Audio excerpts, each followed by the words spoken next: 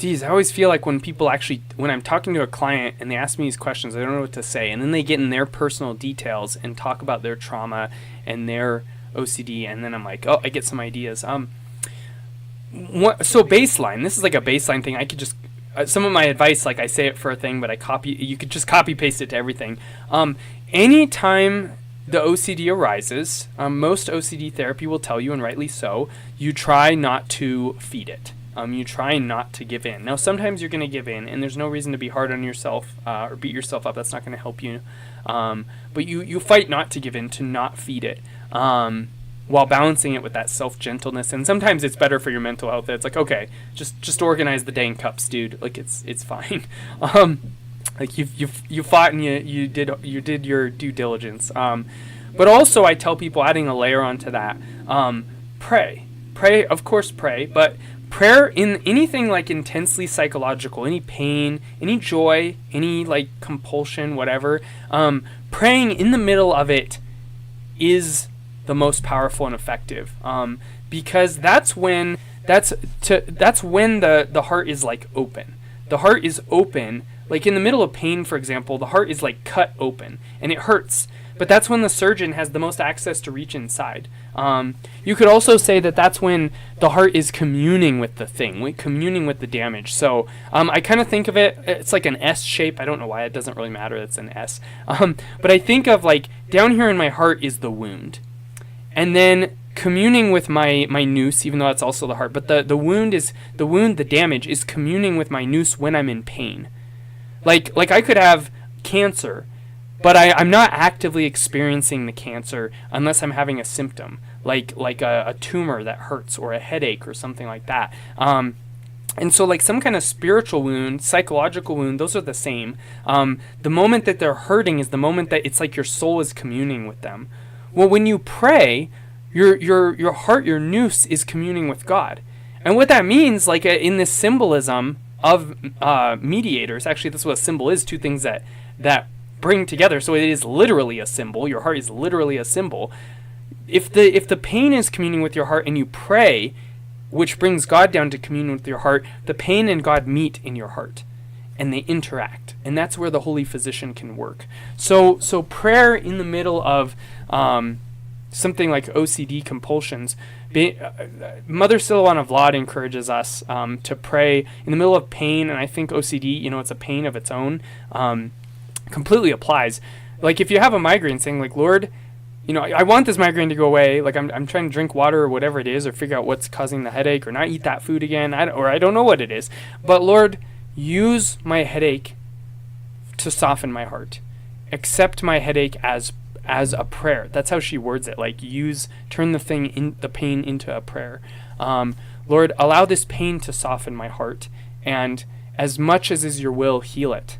But most of all, whether it's healed or not, use it. And that's a really key theme in my coaching. I talk about this once in a while. Traditional psychology is about fixing the thing, alleviating it.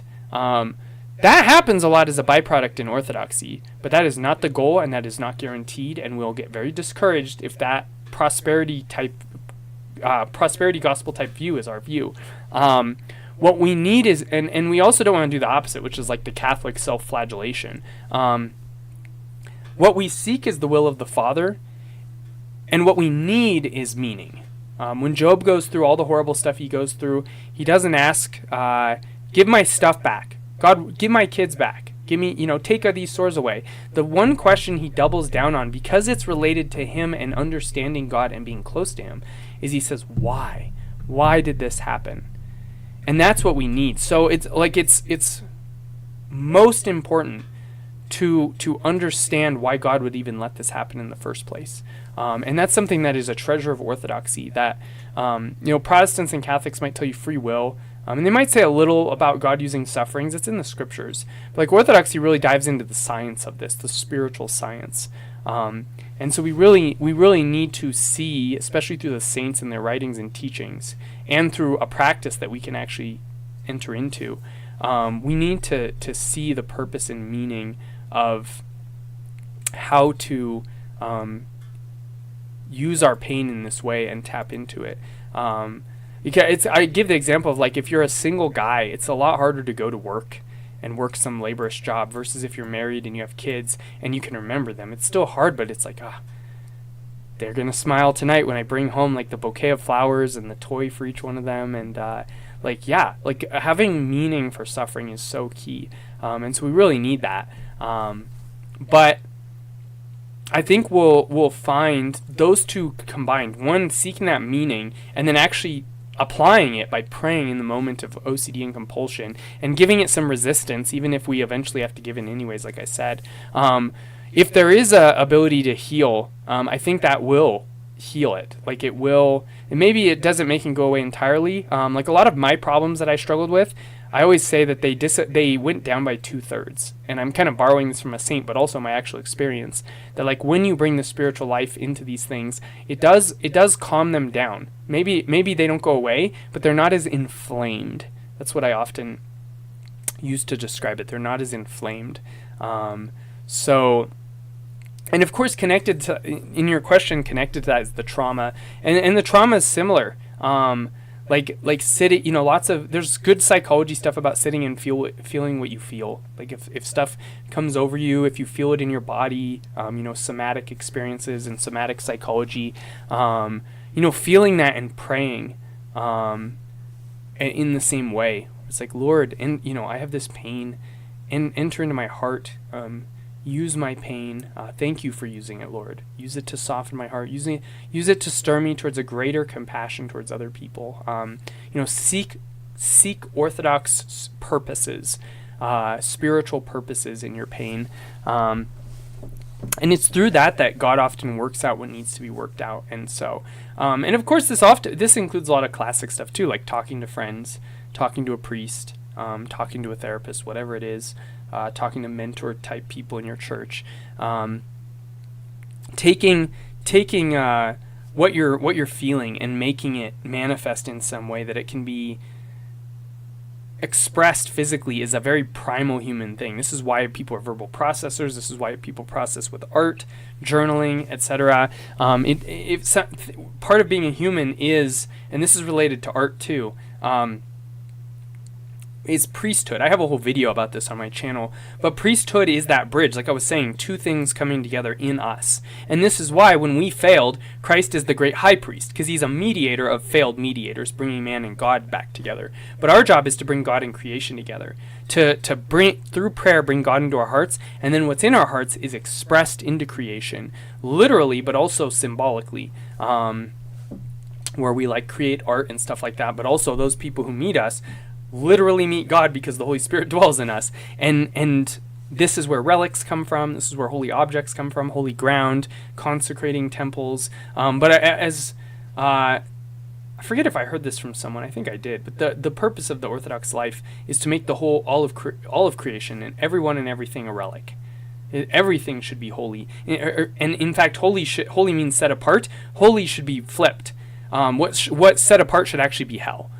Since this whole world is fallen, what's holy is the righteous things. But as we unite, as we pray our prayers in the liturgy and live the life that the liturgy infuses into us, that should flip. That the whole world and all of creation becomes righteous and filled with the grace of God. And then the holy, the set apart, is actually the evil. It gets set over here, not to be part of creation anymore, cast into the fire. Anyways, so this is expressed everywhere. Like art is taking what's in my heart, taking what's going on inside of me and infusing it into the world. And that makes it feel complete, because that's what we're built for. So we're using this like spiritual priesthood reality, sometimes just for healing, which is all right. We infuse what's going on in our heart with a physical object, or sound waves, or in some way it takes form. In some way it takes an action. I love someone, so I run up and I hug them. Like it needs to come out. And that's both art and that's therapy. And on top of that is the Trinitarian reality, which is that we want to connect with other people. So that's secondary, but that's also equally important. It's secondary, isn't it? It's another category. But like having someone else hear what we said, having someone else connect to our art and enjoy it and understand what's going in our heart because they heard our art. I've written a couple poems like that where I like read them to a friend, and they not only liked the poem, which was very satisfying, but they were like, yeah, you put that really well. That is how that feels. Wow. Like that's such a satisfying thing for any sort of for anyone making art of any kind to feel. But therapy is the same. Like therapy, whether that's like a literal licensed counselor or life coach or some other, or like some made up thing like what I do, or whether that's like a priest or a friend or something, talking to people is this also. Like not only should we take the grace of God and express that, not only do we need to sometimes just express beauty in general as art or pain, but sometimes just straight up talking about pain. Priesthood becomes how therapy is done. And this is why your priest is a priest too, because he's bridging you and your pain with Christ, and also why therapists have become like pseudo priests of the new age, the secular society, the religion of the future. Yeah, feel free to ask more